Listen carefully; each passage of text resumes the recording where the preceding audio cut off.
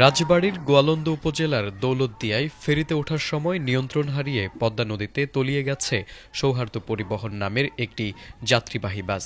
আজ বুধবার বিকেলে ৩ নম্বর ফেরিঘাট এলাকায় এই ভয়াবহ দুর্ঘটনা ঘটে। বাসটিতে ঘটনার সময় আনুমানিক ৪০ থেকে ৫০ জন যাত্রী ছিলেন বলে জানা গেছে।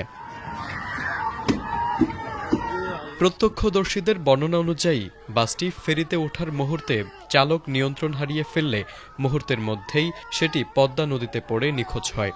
দুর্ঘটনার পরপরই স্থানীয়দের প্রচেষ্টায় তাৎক্ষণিকভাবে ১০ থেকে ১২ জনকে উদ্ধার করা সম্ভব হলেও বাকি যাত্রীদের ভাগ্যে কী ঘটেছে তা নিয়ে চরম উৎকণ্ঠা বিরাজ করছে। দুর্ঘটনার পর থেকেই নিখোঁজদের স্বজনদের আহাজারিতে ভারী হয়ে উঠেছে গোটা এলাকা। বিআইডব্লিউটিসি ঘটনার সত্যতা নিশ্চিত করে জানিয়েছে, বাসটি উদ্ধারে দ্রুত পদক্ষেপ নেওয়া হয়েছে। ইতোমধ্যে উদ্ধারকারী জাহাজ হামজা দুর্ঘটনাস্থলে পৌঁছেছে।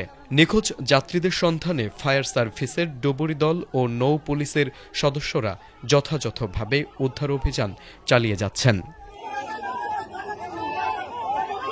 তারেক আজিজ, এটিএন বাংলা।